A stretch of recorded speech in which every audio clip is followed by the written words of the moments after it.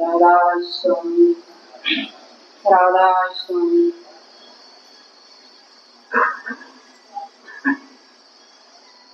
आज योग दिवस पर आप सभी को बहुत बहुत शुभकामनाएं और आशीर्वाद। इसी के साथ आज पिता दिवस भी है, तो आपके पिता दिवस पर आप सभी को, सभी बच्चों को और सभी बुजुर्गों को, सभी पिताओं को ढेर सारी शुभकामनाएं। आप अपने लक्ष्य, अपने कर्तव्य पर चलते रहो, आपका संकल्प पूरा हो, ऐसा हमारा यहाँ से आशीर्वाद है। पिता भी एक सूर्य की तरह होता है। जैसा अभी आप सुन रहे थे कि आज का दिन सबसे बड़ा गर्मी का दिन होता है। गर्मी में सबसे बड़ा दिन होता है और आज के दिन सबसे ज्यादा तपन सूर्य में होती है। और इसी तरह से सूर्य की भांति पिता में भी बहुत गर्मी होती है। इस गर्मी को जो सहन कर लेता है, जो बर्दाश्त कर लेता है, वो कुशल बेटा होता है। पिता की आज्ञा को जो मान लेता है, वो कुशल बेटा होता है। इसलिए हम ये चाहते हैं आप सभी हमारे बच्चे आज पिता दिवस पर पिता को कुछ उपहार दें, कुछ ऐसा उपहार दें जो आपने सुना है सत्संग में, खर्च चुके ना चोर न चितवे, दिन दिन बढ़े सवायो। ऐसा कोई उपहार दीजिए पिता को कि जो खर्चा करने से खत्म न हो और चोर की आंखें उस पर ना लगी हो कि चोर उसको चुरा ले जाए। कुछ ऐसा उपहार दीजिए। तो ऐसा उपहार क्या है? आप अपने मन में, हमारे सभी बच्चे ये संकल्प करेंगे कि जिस प्रकार से पिता ने हमें उंगली पकड़ करके चलाया है और कंधे पे घुमाया है और हमारे लालन पालन में अपनी सारी जिंदगी लगा दी है, उस पिता को हम सम्मान देंगे। ये मन में संकल्प करना है, खाली कहने से काम नहीं चलता है। जब जुबान से कहते हो तो कल बदल जाते हो, लेकिन मन में संकल्प करना है, जिस पिता ने हमको इतना बड़ा किया है, इतने संस्कारों में पाला है और जिस पिता ने आपको लेकर के यहाँ तक पहुँचाया है, इस सत्संग तक पहुँचाया है कि आप सत्संग से संस्कारित हो जाओ। तो ठीक इसी तरह से हम भी, पिता ने उंगली पकड़ा था बचपन में हमें चलाने के लिए, और हम भी उंगली पकड़े रहेंगे पिता की, सदैव आजीवन पिता की उंगली पकड़ के रखेंगे, पिता को छोड़ेंगे नहीं। ऐसा हमारे मन में संकल्प होना चाहिए प्यारे बच्चों।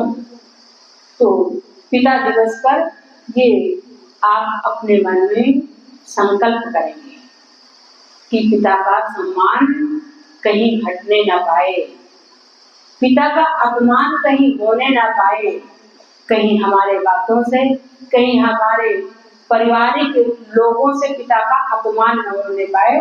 इसलिए पिता का सदैव ध्यान रखना है। तो आज पिता दिवस के ऊपर आप सभी को हम शुभकामनाएं देते हैं, सभी को आशीर्वाद देते हैं कि आप अपने कर्तव्य में परायण हो, आप अपनी श्रेष्ठता में परायण हो। क्योंकि जब आप अपना कर्तव्य निभाएंगे तो ऐसा नहीं है कि पिता के तरफ से क्या आशीर्वाद मिलता है कि आपका भी बेटा ऐसा ही हो, जैसा आप हमारे साथ कर रहे हो ऐसा आपका बेटा आपके लिए तैयार खड़ा हो। क्योंकि ये जो टाइम चल रहा है ये चक्र चल रहा है, कभी बच्चे बनते हैं और कभी बड़े हो जाते हैं, कभी बूढ़े हो जाते हैं और कभी उनका बेटा, कभी उनका बेटा, कभी उनका बेटा।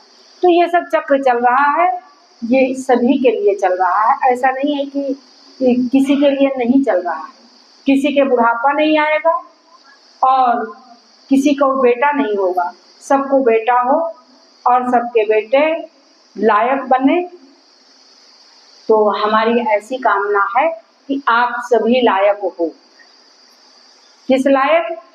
जिस तरह से पिता आपको अपने योग्यता के अनुसार, अपने कमाई के अनुसार आपको बनाया है, आपको आपकी जिंदगी में बहुत अच्छा, जब भी आप 12 बजे रात में कुछ मांगते होंगे तो इतनी असुविधाएं थी कि पिता लेकर आता था। जब इतनी असुविधाएं थी तब पिता ने आपको सुखमय जीवन के लिए हर समय तत्पर रहा है, तो आपको भी तत्पर रहना है। आज तो सारी चीजें मशीनरी हो गई हैं, आपको ज्यादा कुछ करना नहीं है। पहले जो लोग हैं यहाँ बैठे हैं, बुजुर्ग लोग हैं, थोड़ा एजड लोग हैं, हमारे समकक्ष एज के लोग हैं, तब पिता के पैर दबाया करते थे, पैरों में दर्द होता था, बुढ़ापे में पैरों में दर्द होता था। आज पैर दबाने की भी मशीन आ गई है कि मशीन में बैठ जाओ, वो अपने आप पैर को ठीक कर देती है, पैर की मसाज कर देती है। तो जो तुम्हारे लायक है, जितनी व्यवस्थाएं तुम्हारे पास हैं, जिस तरह से गर्मी के टाइम में पिता और माता मिलकर के आपको पंखे डुलाते थे, तब ये आर्टिफिशियल पंखे नहीं हुआ करते थे, तो पंखे डुला डुला के तुम्हें सुलाते थे। आज तो तुम्हारे पास बस एक पंखा लगा देना, एसी लगा देना और फिर सो जाना है। तो आपको भी देखना है कि हम क्या कर सकते हैं पिता के लिए। ये मौका रोज नहीं मिलेगा, बार बार मौका नहीं आएगा, इसलिए जब मौके पर हो तो मौके का लाभ उठाओ। मौका जाने न दो, कोई भी मौका जाने न दो। जहां भी गए हो, जहां खड़े हो, मौके का लाभ उठा लो, मौके का एंजॉय कर लो, मौके पर आनंद ले लो। जैसे अभी आपको बताया गया कि मन को शीशे की भांति साफ करके और फिर सत्संग सुनना, फिर एक एक बात को अपने ऊपर उतारना। क्योंकि जब तक ऊपर नहीं उतारोगे तब तक सत्संग किसी काम का नहीं होगा। ऐसे तो आप बहुत दिन से सत्संग सुनते आ रहे हो,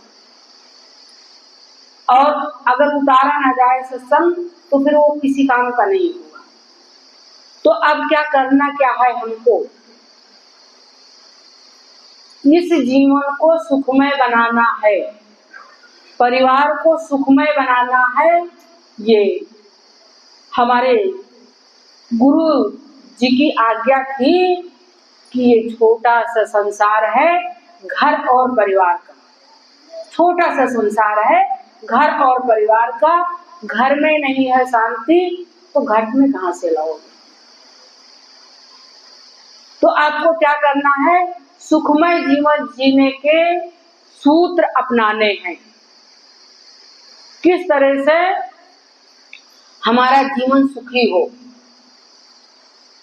एक तरह से नहीं सुखी हो सकता है, एक खाली एक काम से नहीं हो सकता है। सबके अलग अलग रूटीन है और अलग अलग चीजें हैं।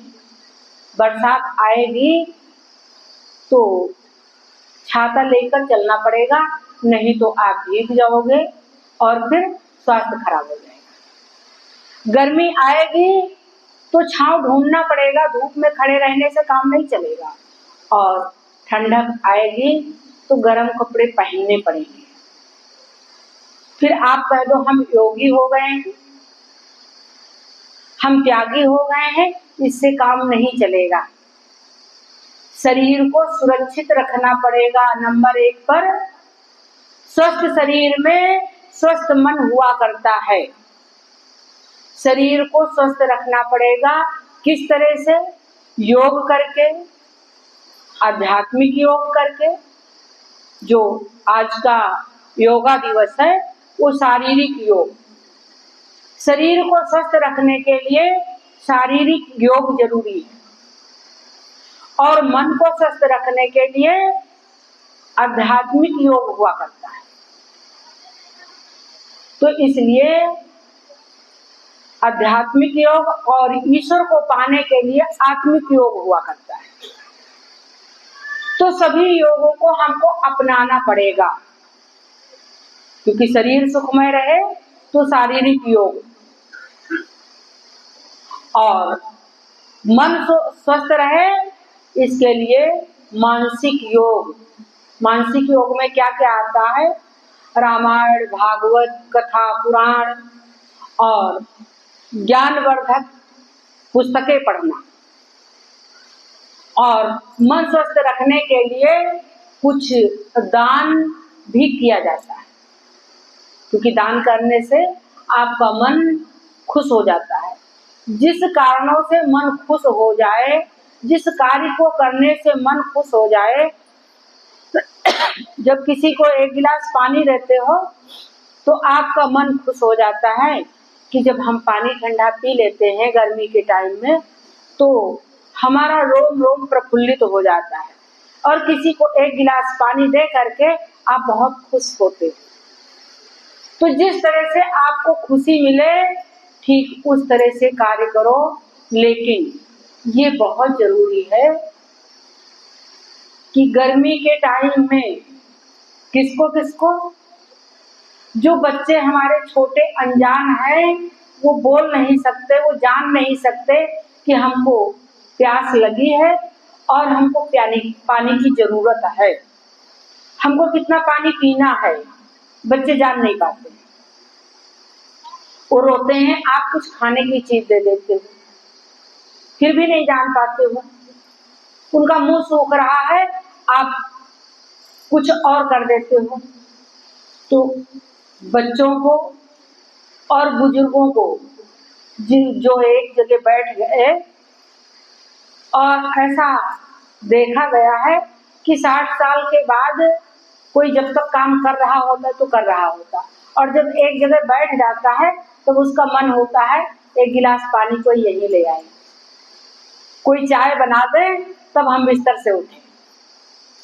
तो बच्चों को और बुजुर्गों को और पशु पक्षियों को जो बोल नहीं सकते, पशु पक्षियों को और पेड़ों को पानी देना बहुत जरूरी है।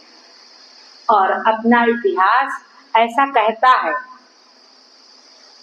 आप सभी तो नीम, बरगद और पीपल सब जगह पानी डालाते हो, क्यों?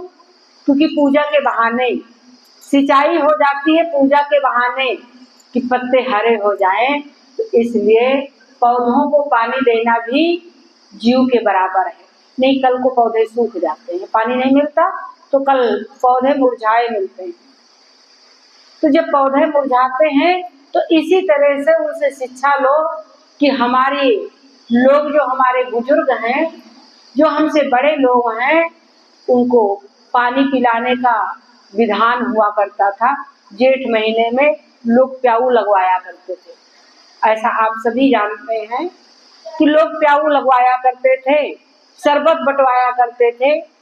तो हम ये नहीं कहते हैं, जो आपके पास बजट हो, जो आपकी सुविधाएं हो वैसा करो, लेकिन अपने घर के बच्चों को और बुजुर्गों को और पौधों को और पशु पक्षियों को पानी जरूर दो। ये बहुत जरूरी है। कहोगे कि गर्मी बहुत हो रही है, एसी से निकलने का मन नहीं होता है, लेकिन वो जो पेड़ इतनी धूप में लगे हैं उनके लिए क्या सोचे? उनके लिए भी आपके मन में जगह होनी चाहिए। तो मन निर्मल कब होगा? जब हम सुखमय और सेवा वाले कार्य करेंगे। किसी की सेवा करेंगे तो फिर हमारा मन निर्मल हो जाएगा। और दूसरी बात क्या है, जैसा हम सोचते रहते हैं वैसा हो जाता है। लेकिन इस तरह से नहीं कि हम बिस्तर में लेटे रहें और सोचते रहें तो कार्य हमारा हो जाएगा, ऐसे नहीं होगा।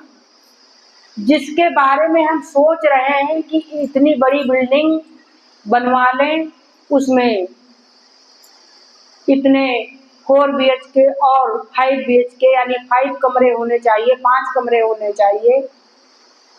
हमको किस चीज की आवश्यकता है तो सोचने से खाली नहीं, एक बार सोचो, एक बार अपने मन में नक्शा बनाओ और एक बार कागज पे नक्शा बना लो और फिर उसके अनुसार चल पड़ो।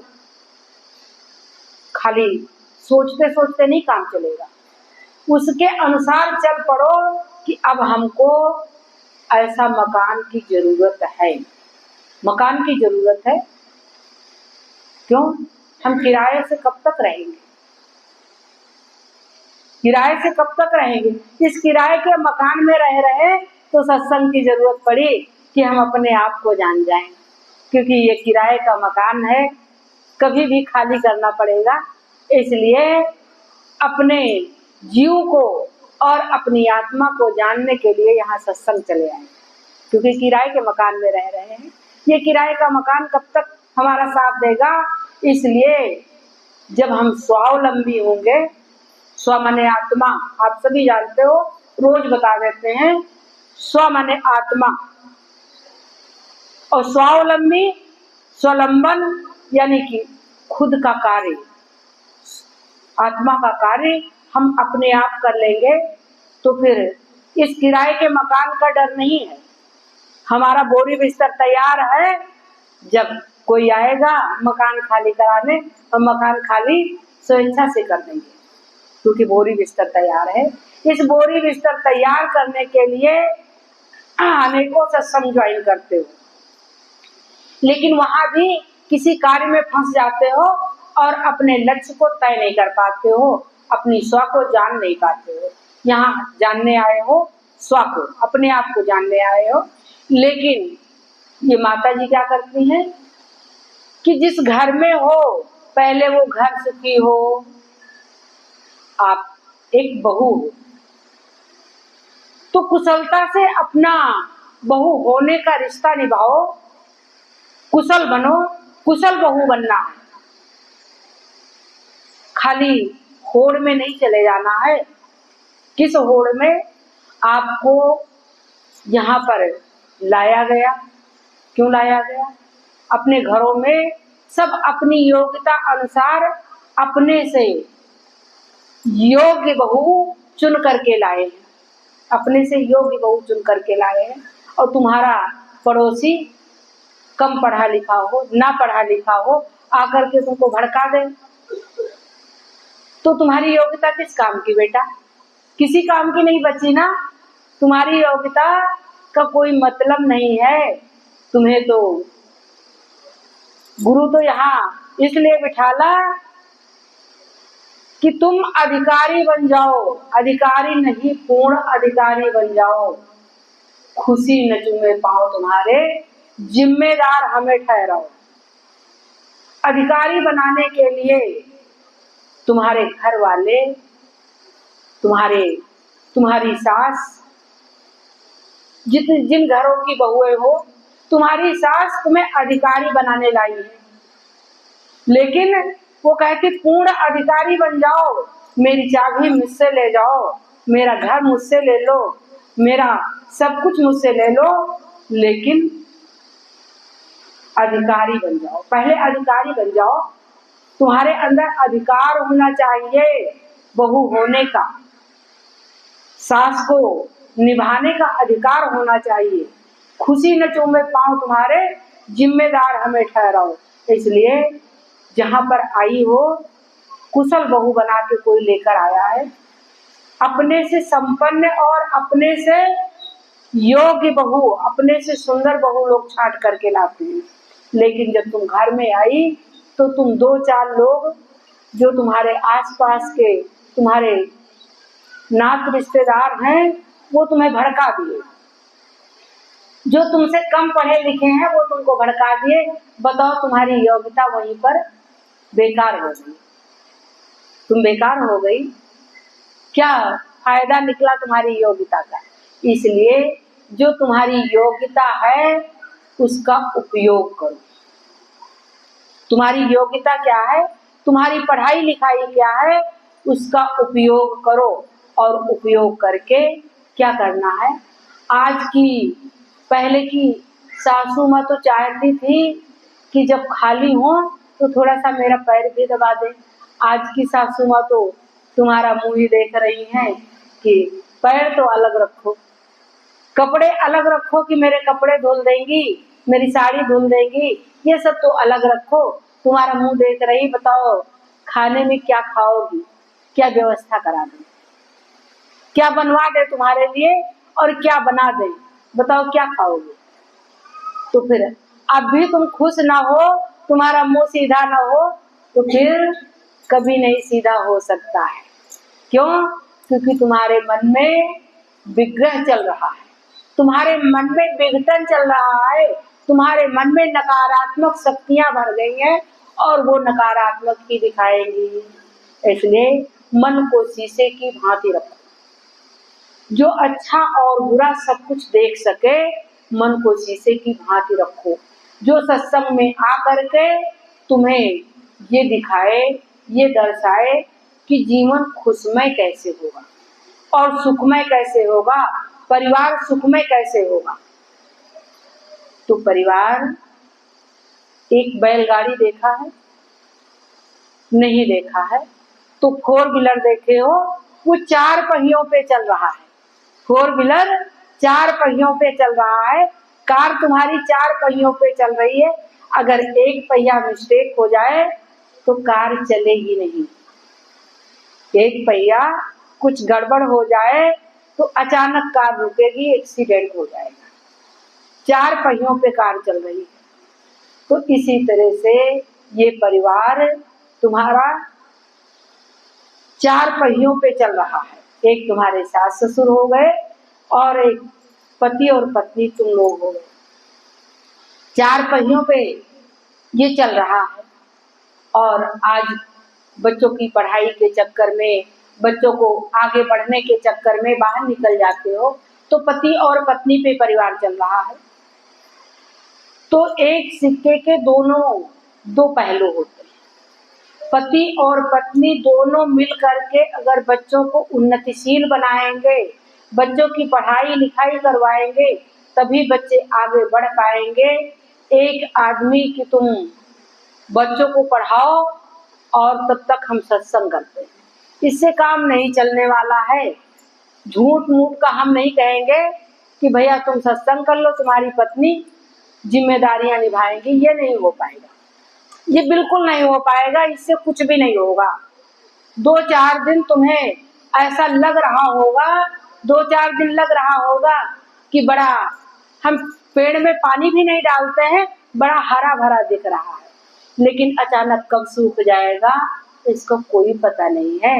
क्योंकि दोनों माता और पिता दोनों जब देखेंगे बच्चों को तभी काम चलने वाला है। और कोई कहते कि हम तब तक माला फिरा रहे हैं तब तक तुम बच्चों को देखो, इससे काम नहीं चलेगा। माला फिराने से, ज्ञानी बाबा बनने से काम नहीं चलेगा। प्यारे प्यारे बच्चों, यंग और नौनिहाल बच्चों, ये माला फिराने से काम नहीं चलेगा। बहुत तुम्हें ज्ञान आ जाए तो इससे क्या फायदा निकलेगा? बहुत ज्ञान आ जाए और अगर परिवार सुखी नहीं है, परिवार में गए फिर से वही धक्के, फिर से वही झगड़े, तो इससे क्या फायदा निकलेगा? कोई फायदा नहीं निकलेगा।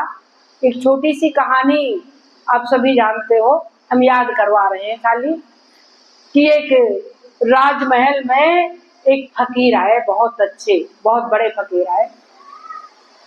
वो अपना आध्यात्मिक संगीत राजा जी को सुनाए।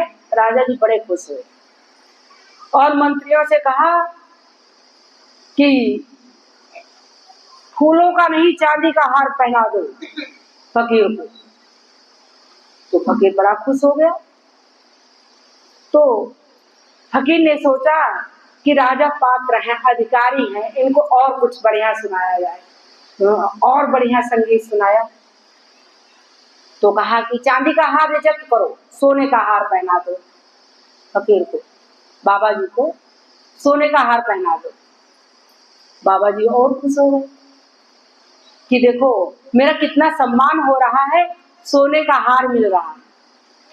तो और बढ़िया उन्होंने बताया अपने जीवन का अनुभव, जीवन का ज्ञान राजा जी को देने के लिए तैयार हो गए कि तो और अपना बढ़िया एक संगीत सुनाया। तो कहा कि ये सोने का हार भी रिजेक्ट करो, बाबा जी के लिए एक भवन तैयार करवा दो, भवन का निर्माण करा दो, उसमें बाबा जी रहेंगे। सब मंत्रियों ने और जो उनके कार्यकर्ता थे वो सब हाँ हाँ हाँ जी हाँ जी हाँ जी हो जाएगा। बाबा जी वहां से चले गए। 6 महीने के बाद फिर बाबा जी वापस हुए और सोचा कि राजा जी से मिल लेते हैं। तो कहा राजन आप कुछ मुझे उपहार दिए थे वो अभी तक मेरे पास नहीं आया। राजा जी ने कहा कि फकीरी में लेन देन कहाँ से आ गया। बाबा जी इस फकीरी में लेन देन कहाँ से आ गया। आप मेरे कानों को खुश करते रहे, मैं आपके कानों को खुश करता रहा, बात बराबर हो गई। प्यारे प्यारे भैया लोगों, सज्जनों सज्जनों सज्जनों यानी कि मेरे आत्मा के स्वरूप, मेरे स्व के जन लोग, इस संसार में चाहे जितनी आध्यात्मिक कमाई कर लो, घर में रहना पड़ेगा, घर में रहना पड़ेगा, भोजन करना पड़ेगा, कपड़े पहनना पड़ेगा और बच्चों की देख रेख करनी पड़ेगी। ज्ञानी बाबा बनने से काम नहीं चलने वाला है। कुछ ज्ञानी बन गए तो उनके घर की महिलाएं बहुत सक्षम, बहुत जिम्मेदारियां निभाने वाली थी। और कुछ घरों में आपके चलाने से महिलाएं चलती हैं। जब आपके चलाने से चलती हैं तो आप उपस्थित नहीं हो गए तो एक काम नहीं करेंगे। जब आपके चलाने से सत्संग आ सकती हैं, नहीं तो नहीं आ सकती। आपके चलाने से किसी को 5 रुपए दे सकती, नहीं तो नहीं दे सकती। तो जब आप चलाओगे नहीं, आपने उनको अपने ऊपर डिपेंड कर लिया है, तो फिर वो बच्चों का भी पालन नहीं कर पाएंगे। जो एक काम नहीं कर सकता बेटा, वो कई काम नहीं कर सकता। बिल्कुल इस बात को समझ लो, जो एक काम नहीं कर सकता वो अनेकों काम नहीं कर सकता, और जो एक काम कर सकता है वो अनेकों काम कर सकता है। इसलिए किसी को बंधन में मत रखो, बंधन मुक्त करो। इस सत्संग में इसीलिए आए हो कि हम बंधन मुक्त करेंगे। अपने मन को और अपने आत्मा को, अपने शरीर को बंधन मुक्त करने जा रहे हो, और घर की महिलाओं को अपने बंधन में बांध के रखे हो। घर की महिलाएं जिनको आपने लालन पालन नहीं किया, आपके घर को कुशल और बालिग होकर के आई हैं, क्योंकि 21 साल बाद शादियां होती हैं, तो वो जिम्मेदार बन करके आई हैं, तो उनको बंधन में रखना चाहते हो। इसलिए किसी को बंधन में न रखो। यहाँ आपको बताया जाता है कि तोता, बंदर और बिल्ली को भी बंधन में मत रखो। हमारे गुरुजी कहा करते थे, कभी कहीं किसी घरों में छोटी सी चिड़िया अगर आ जाती थी और निकल नहीं पाती थी, उतना वो तड़फड़ाते थे, कहते थे इसके अंदर भी जीव फंस गया है और निकल नहीं पा रहा है, तड़फड़ाता है। किस समय? वो जाने के समय तड़फड़ाता है और जीव निकल नहीं पाता, शरीर काम नहीं करता।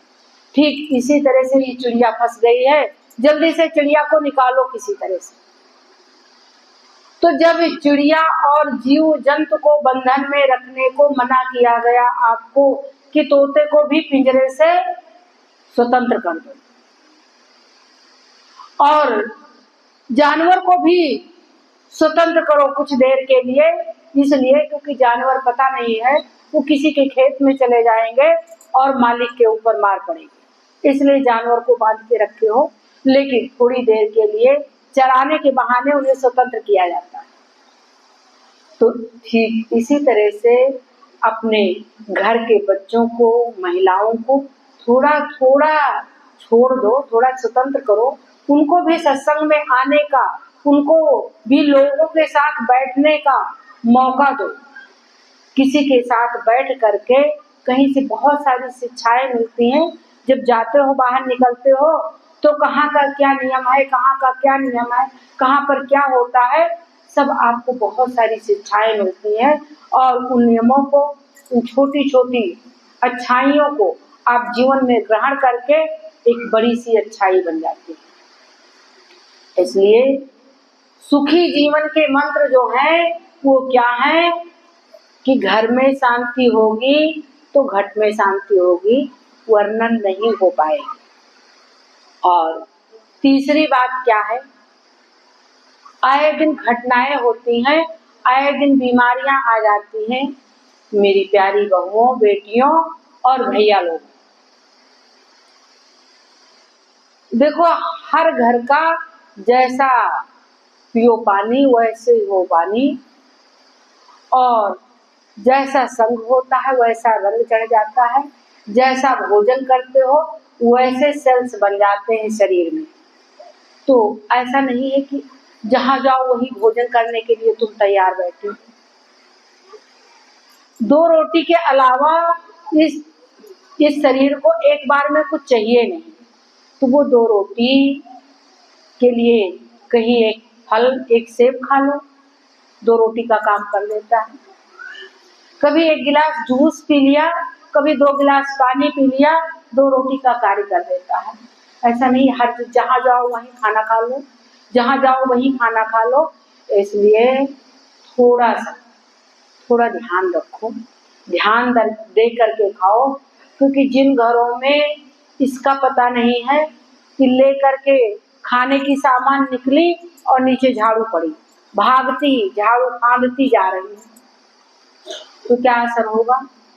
झाड़ू पे निकल करके खाना खाया जाएगा तो जब घर आओगे तो जुकाम हो जाएगा। इसके बाद ये अपनी सासू माँ से पूछना कि झाड़ू निकलने नहीं देती थी कि सांस फूलने लगेगी, सांस जैसी बीमारी हो जाएगी।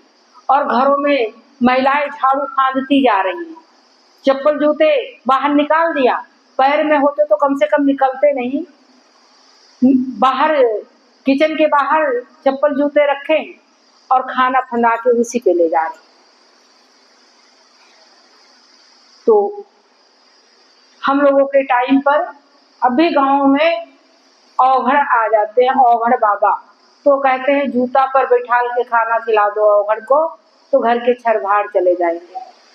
तो जिसके घर जाते हो उसका छरभाड़ तुम ही लेकर चले आते हो, बताओ क्या किया जाए। इसलिए कम से कम भोजन करो। अगर कोई खास रिश्तेदारी है, वहां पर आपका काम नहीं चलने वाला है कि बिना खाए काम नहीं चलेगा, तो थोड़ा सा मुंह में डाल लो, थोड़ा सा असर होगा, थोड़ा सा मुंह में डाल लो और मुंह जूठा कर लिया, और अभी खाने का टाइम नहीं है। कभी आप घर में 9 बजे खाते हो और वहां 7 बजे जा रहे हो, तो अभी खाने का टाइम नहीं, भूख नहीं लगी है, थोड़ा सा लाओ मुंह में डाल लेते हैं, हो गया। घर आके खाओ। किसी के खाने से, किसी के चाय से काम नहीं चलने वाला है। अगर कोई आपको जानता है कि अच्छा सोचते हुए, अच्छा विचार करते हुए, अच्छा मंत्र पढ़ते हुए भोजन बन रहा है, आप गुरमते हो तो क्या करोगे? फिर कहोगे यहाँ से आप चलो, बेकार की यहाँ वहाँ की बीमारी की बातें किचन में मत करो, हमारे गुरुजी खाना नहीं खाएंगे। तो फिर अच्छा बनाओगी तो गुरुजी भी खाने के लिए तैयार हैं और वहाँ के खाने में आपकी शुभकामना लगी होगी, आपकी शुभकामना होगी कि हमारे गुरुजी खा करके स्वस्थ हो जाएंगे, हमारे स्वजन जो आए हैं, हमारी समधी साहब आई है, हमारे समधी आए हैं, ये खा करके स्वस्थ हो जाएंगे, खुश हो जाएंगे, जा करके हमारी तारीफ करेंगे। तो फिर ऐसा बनाओ। तब ये नहीं कि चप्पल जूते के ऊपर निकलता जा रहा खाना और झाड़ू के ऊपर निकलता जा रहा, कोई रास्ते में बैठा है उसके ऊपर भी थाली खंदती जा रही है, तो सबका उतारा हुआ खाओगे। इसलिए इतनी बातें कोई नहीं जानता है, इतनी बातें कोई नहीं जानता है। इसलिए क्या करना है भाई, थोड़ा सा, बहुत शुभ चिंतक लोग हैं, थोड़ा सा मुंह में डाल लो और आकर के घर में 2 रोटी दूध में डालो, खा लो। देर हो गई है, कोई बनाने वाला नहीं है, आपके घर में दोपहर की रोटी रखी है, वो तो आपके घर की बनी है, 2 रोटी दूध में डालो, खा लो, छुट्टी करो। दूध नहीं खाते हो तो भाई चाय बनाया, 2 रोटी लपेट के खा लिया, चाय पी लिया, सो गए, हो गया। सुबह खा लेना खाना, कोई जरूरी थोड़ी है कि व्यंजन खाने का, कोई जरूरी नहीं है। इसलिए आहार, व्यवहार, निंद्रा और पानी का ध्यान रखो। व्यवहार, लोग कहते हैं कि व्यवहार उन्हीं से करिए, अपने ही सम कीजिए, ब्याह बैर और प्रीति। प्रीति माने प्रेम, और ब्याह आप कहते हो कि अपने से श्रेष्ठ घरों में करते हैं, कहते हो ऐसा कि अपने से श्रेष्ठ घरों में करते हैं। क्यों ऐसा होता था? क्योंकि पहले जिन घरों में शादियां करते थे उनके हम पैर छूते थे, अब ऐसा कुछ नहीं है, लोग हाथ मिला लेते हैं।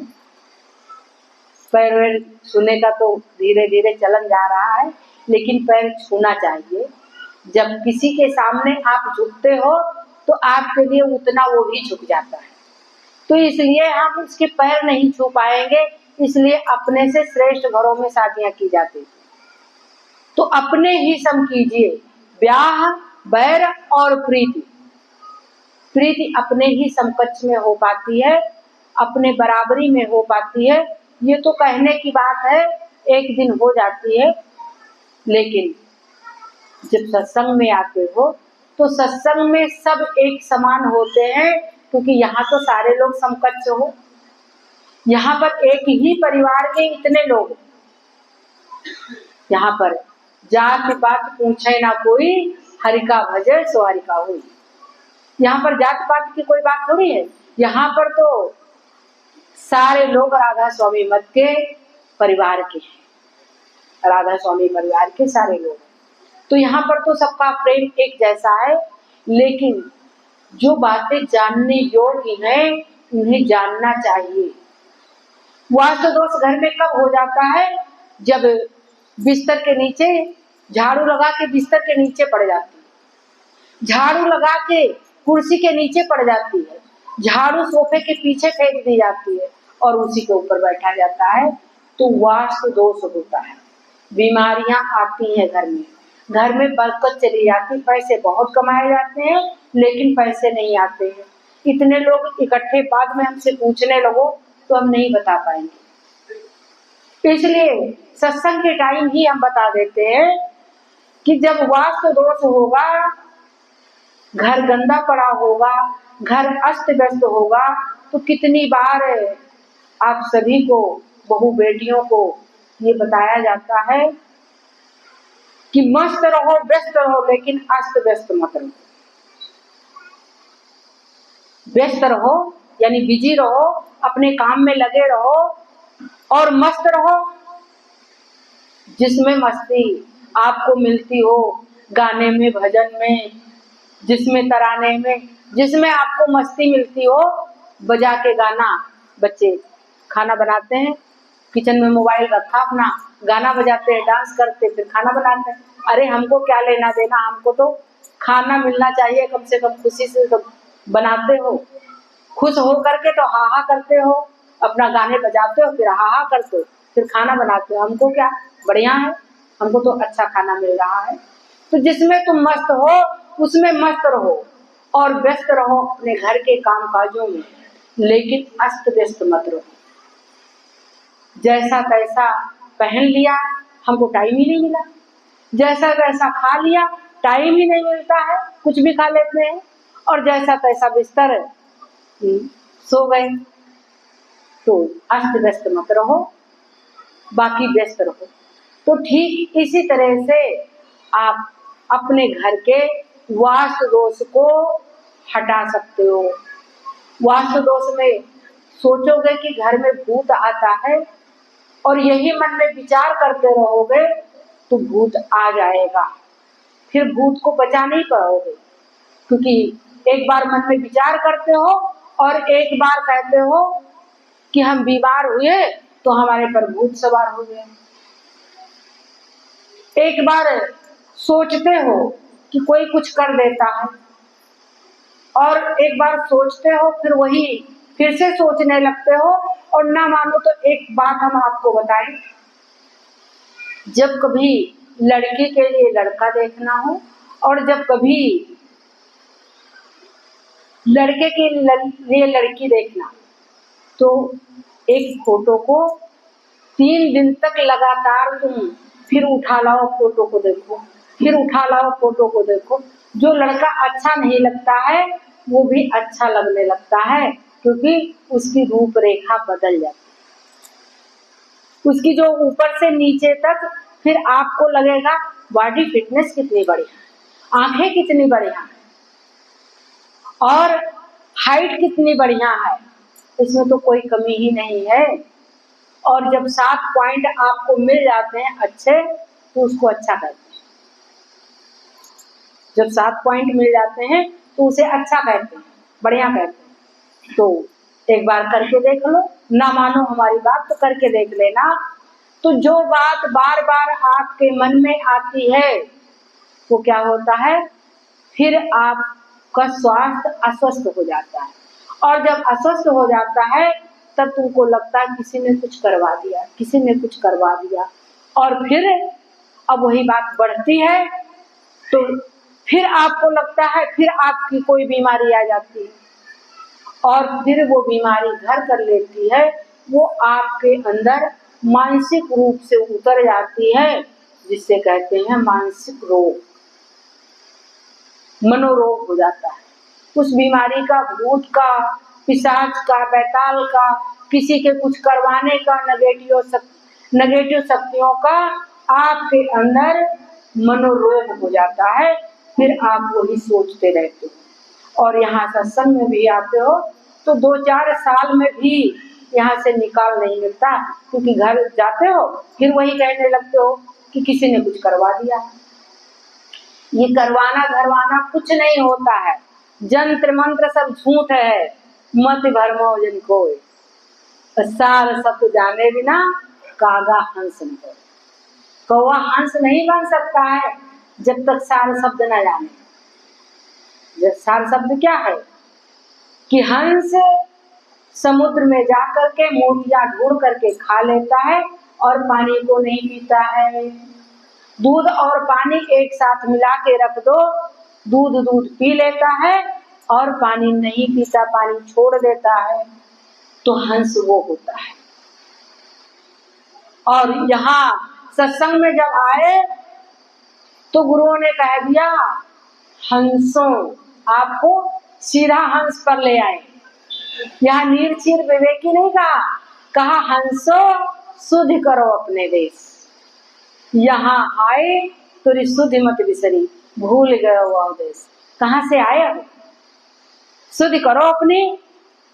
कहाँ से आए हो, वहां निर्वाण पद से आए हो, जहां पर तुम्हारी गम नहीं थी। अगम से आए हो, अगम लोक से आए हो, वहां तुम्हारी गम नहीं थी। अनामी धाम से आए हो, वहां कोई तुम्हारा नाम नहीं था। और यहाँ आकर के तुम खो गए हो। तो हंसो शुद्ध करो अपने देश, ए हंसा शुद्ध करो अपने देश। अपने देश की याद करो, अपने स्व की याद करो, अपने आप की याद करो। तो फिर जब अपने आप की याद करोगे तो आप करोड़पति हो। तो ये छोटी छोटी बातें आपको शोभा देती हैं कि भूत भी आ जाता है, पिशाच भी आ जाता है, कोई करवा भी देता है, और आप नेगेटिव बातें सोचते हो, ये आपको शोभा देता है। अपने शकल को जरा शीशे में निहारो, शीशे में आईने में अपने आप को देखो। आपके ऊपर ये शोभा देता है कि कोई कैसा भी खाना दे दे वही खा के चले आओ, आपको शोभा देता है? नहीं शोभा देता है। तो फिर शुद्ध सात्विक भोजन करना है। प्यारी प्यारी बेटियों, प्यारी बहुओं, जहाँ शुद्ध सात्विक भोजन मिलता हो, भले ही महंगा हो, जहाँ शुद्ध सात्विक भोजन मिलता हो, चाट नाले के ऊपर न लगी हो, खाना नाले के ऊपर न बन रहा हो, थोड़ा ध्यान दो, क्योंकि तुम अब करोड़पति हो गए। करोड़पति हो गए हो तो करोड़पति की ये पहचान थोड़ी है कि नाले पे खा लेगा। उसके लिए तो बहुत अच्छा 5 स्टार होटल चाहिए। तो तुम्हारा घर 5 स्टार से कम थोड़ी है। अपने घर का भोजन करो, शुद्ध सात्विक भोजन करो, अच्छा भोजन करो, ताजा भोजन करो, गर्म भोजन करो। तो फिर क्या होगा, जल्दी बीमार नहीं होगे, अच्छा सोचोगे, और थोड़ी सी गुस्सा आपकी शक्ति है, थोड़ा सा बेकार में गुस्सा ना किया करो। जब बच्चे को अधिकारी बनाना हो तब थोड़ी गुस्सा करो, लेकिन बिना मतलब गुस्सा ना किया करो। बिना मतलब की गुस्सा क्या करती है, आपके नसों में जो ब्लड चल रहा है, खून चल रहा है, इसे गर्म कर देती है। और फिर नसें क्या होती हैं, वो ब्लॉक हो जाती है। बहुत सारे जॉइंट पेन होने लगते हैं, जोड़ों के दर्द होने लगते हैं, बहुत सारी बीमारियां आ जाती हैं।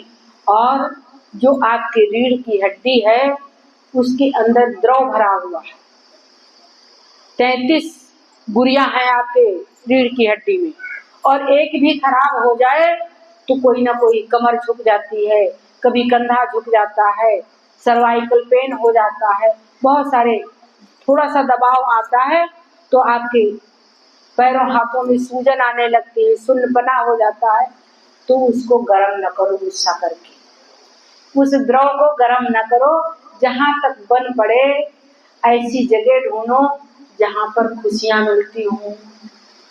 ऐसे दबाव में मत रहो कि वहीं पर गुस्साते भी रहो, वहीं पर रोज बने भी रहो। थोड़ी दूसरी जगह चेंज करो। तो जगह चेंज करने में आपके यहाँ 1 सप्ताह छोड़ करके 1 सप्ताह सत्संग ही होता है, यहीं चले आया करो। थोड़ी जगह चेंज हो जाएगी, थोड़ा वातावरण अच्छा मिल जाएगा, क्योंकि जो आवाज निकलती है वो केवल आप तक नहीं जा रही है, आवाज वायुमंडल में गूंज रही है, और वायुमंडल में गूंज करके फिर नीचे आपको मिल रही है। तो एटमॉस्फेयर यानी वायुमंडल अच्छा हो जाता है, और अच्छी जगह पे रहो, लेकिन व्यवहार कुशल बनो, अच्छा व्यवहार करो। ये शरीर का कोई भरोसा नहीं है, इन सांसों का कोई भरोसा नहीं है, सांस आए कि आए नहीं। जिंदगी का भरोसा ही क्या, सांस आए कि आए नहीं। इसलिए क्या हुआ, आप लोग आए तो क्या हुआ, आप आए, हमें एक निधि मिल गई, दिव्य दर्शन से दिल की कली खिल गई। आपके हम आए ऋणी, क्यों ऋणी है आपके, क्योंकि आप आए, खुशियां दे करके हमें जा रहे हो, इसलिए हमारे दिल की कली खिल गई, यानी हम खुश हो गए आपको देख करके, और ये खुशियां सालों बरकरार रहेंगी। इसलिए आप लोगों के बीच मेरा भी मन लगता, आपका भी मन लगता है, इसलिए हम आपका स्वागत करते हैं। इस हृदय से आपका स्वागत करते हैं और कह देते हैं कि आप आए, एक निधि मिल गई। निधि माने खजाना, निधि का मतलब होता है खजाना। आप आए, मुझे एक निधि मिल गई और दिव्य दर्शन से दिल की कली खिल गई, यानी हमारा हृदय खिल गया, हृदय का कमल खिल गया। आपके हम हैं ऋणी, इस शुभकामना के लिए आपके ऋणी हैं और हम इस मन से, इस हृदय से कहते हैं आप स्वस्थ रहो, मस्त रहो और अपने काम में व्यस्त रहो। राधा स्वामी।